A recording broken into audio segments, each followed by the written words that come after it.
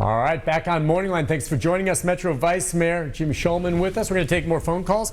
And well, we were just about to take Donald, and he hung up. Donald, you were up next. All right, but Robert's here. Robert, good morning. Hi, Robert. What's on your mind? Yeah, I just want to say, everybody's claiming to be a hero, and I want to say this, that the hospital workers and doctors are angels. They're not heroes, they're angels. And I noticed that the news media hadn't claimed to be heroes. The news media, people like Phil Williams and those investigative reporters that hold our public officials accountable and let the public know what the public officials are doing. It's what the heroes are. If there's any heroes in this world and keeps this country free, is the public being informed properly.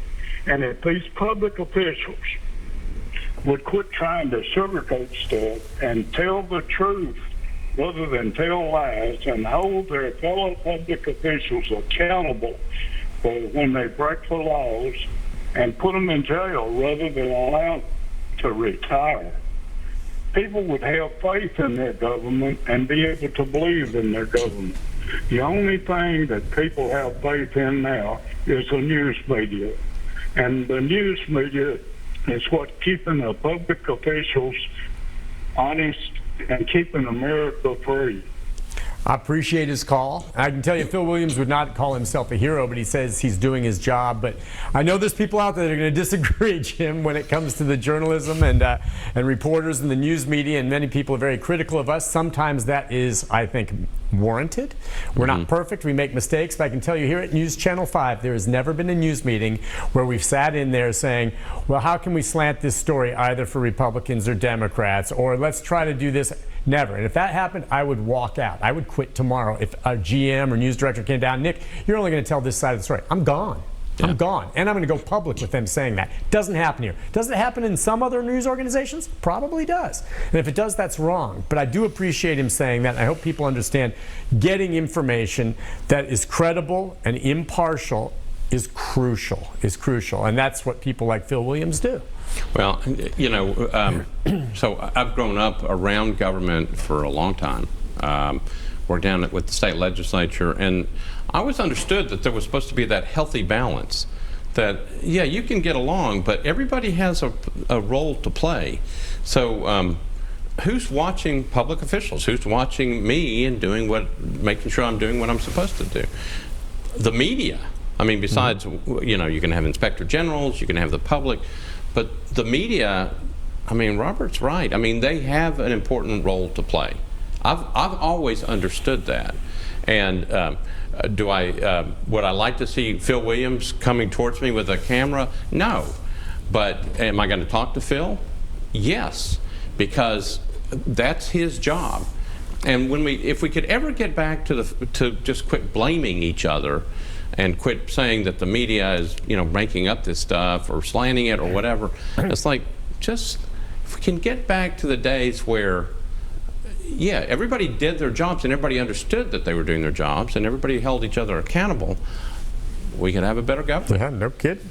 Hey, listen, this is the question, you know, I wanted to hit you up with from the last break about Bridgestone Arena. Yeah. I mean, Ramona, like a lot of people, has tickets to shows that are scheduled and coming up sometime this summer. Yeah. Most of them have not been canceled yet. I know some were postponed and pushed back, but she still has some tickets that were later in summer, I guess, that are still up and going, and wondering when it will open. You know, we hear about the Preds, and maybe are they going to get back to doing some practice and playing?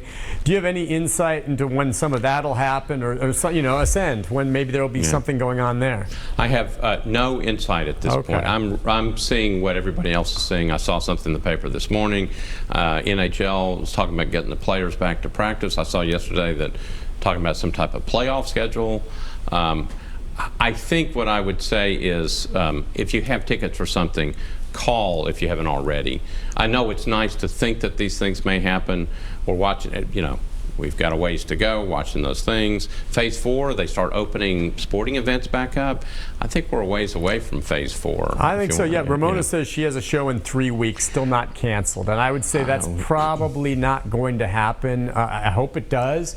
And keep in mind, it's a little different going to a concert for your favorite band and a sporting event. Because sporting events, look, if the Titans play and for some reason the first game of the season or whatever cannot have fans there or something along those lines, they can televise. And you bet I'll be watching, all right? Yeah.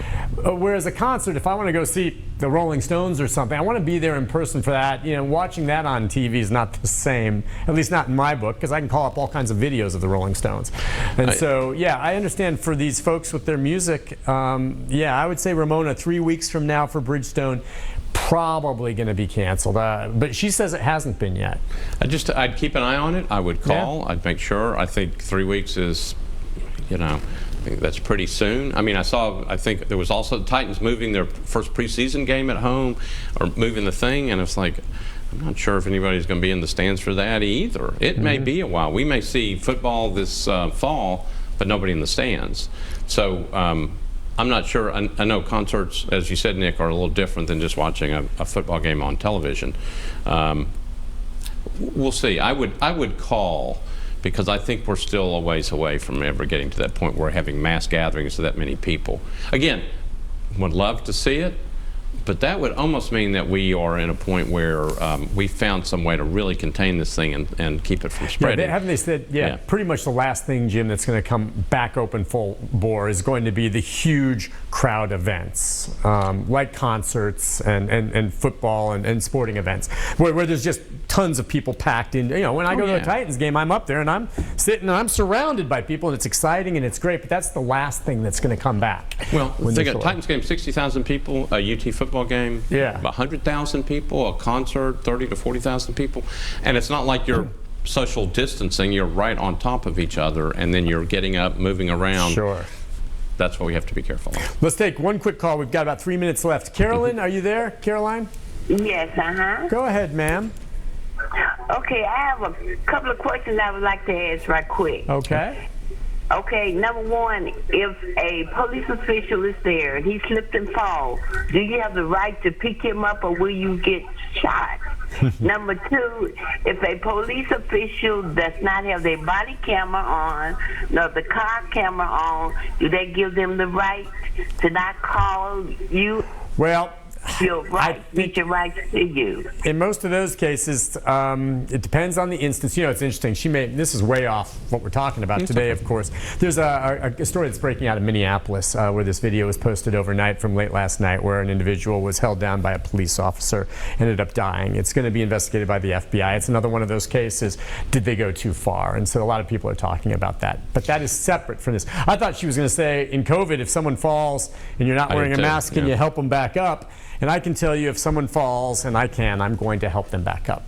And I'm going to help them back up if they're not wearing a mask, but I'll probably have mine on. Yeah, I mean, the rules of the rules of just being courteous haven't necessarily, and decency haven't changed. You just have to. You've got this extra caveat on it about, you know, you should, if you're out and you see somebody on the ground, you know, I should have a mask on. But I'm going to go help somebody up. Now, I have not seen the video. That'll be something I'll watch when I get back to the office. It kind of broke this morning, and you'll see it. CBS and some others. It's disturbing, like a lot of these videos right now, and it'll just be investigated. But I think, you know, what you're talking about is just professional decency, common courtesy. That means just wearing a mask. How many masks do you have? I mean, I have a lot of these disposable ones. I've got 3 or 4 cloth ones that I'll wash.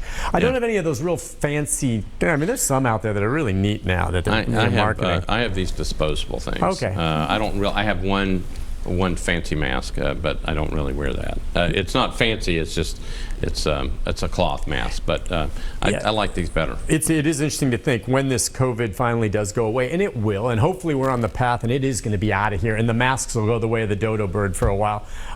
Some of those ornate ones, like the one you're talking about, are going to be collector's items. And hopefully we don't have a pandemic again like this for decades. And you'll look back one of these days and say, I remember when I had to wear this mask. Wow, well, I kept this one because it's kind of ornate, but I'm glad I don't have to wear it anymore. Well, at some point, Nick, you're going to be able to go into the grocery store without a mask mask, and you're going to walk by that aisle with the paper towels, the toilet paper, and with the wipes, and you're going to go, I remember when there was nothing here. Yeah.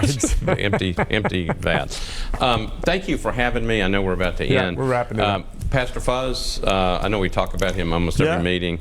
I know he's still in the hospital fighting through something, and I'm just... Thoughts and prayers for Pastor Fuzz. We'll have updates with him. Maybe he can join us by the phone on one of these shows coming up. So, Jim, thank you again, Vice Mayor. We'll see you next week, all right? All right, sounds good. Take a break. Thank you. Programming note about tomorrow right after this.